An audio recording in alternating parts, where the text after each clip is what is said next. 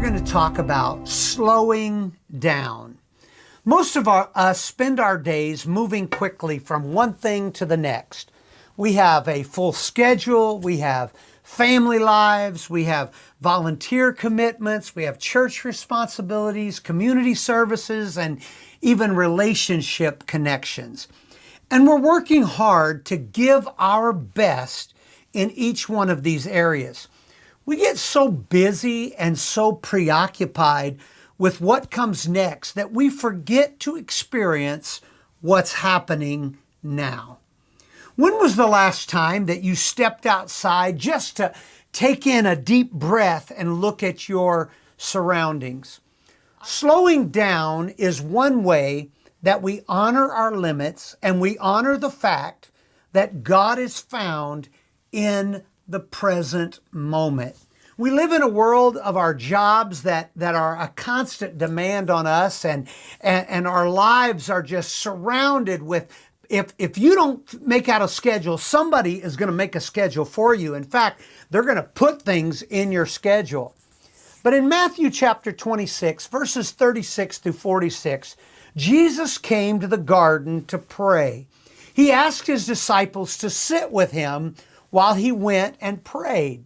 He also took Peter, James, and John with him a little further in the garden. And Jesus had not been praying very long until he returned and he found them all asleep. The early church developed several practices out of their devotion to God and their teachings of Jesus. So we're going to talk about what these practices are. These practices and how they contributed to slowing down and experiencing a deep relationship with God as individuals and as a community. So when we talk about these practices, which ones surprise you and which ones can be part of your life that you can take and grasp and make them a part of you? It's time for us to take action. It's time for us to turn and make a practice of slowing down. When we slow down to pay attention to our lives, spiritually, physically, relationally, we will begin to notice who God is and all that God has provided for us. We have the opportunity to give God thanks, but slowing down does not happen automatically. You have to make the choice. You have to make a conscientious decision that I am going to slow down. We're entering a new year. Those of us that live in Michigan, it's cold, it's snowy out, and it gets dark earlier. So you have time when you're in your house at night, and rather than just let all of the darkness and the winter to overcome you, it gives you a chance to slow down and take in the things of God.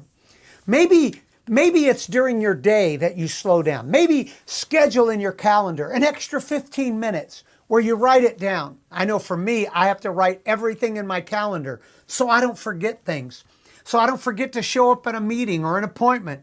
Maybe it's you scheduling 15 minutes in your day to pray, to talk to God. Maybe it's putting it in your schedule that this is the time I'm going to play with my kids, or I'm going to take a walk outside, or maybe I'm going to get to bed a little earlier tonight so that I can get up a little earlier in the morning and spend some time with God.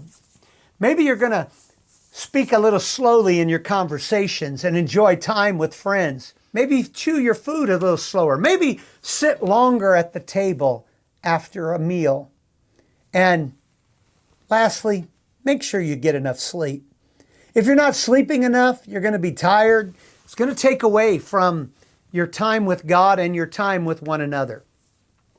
If you have time, go read about Moses.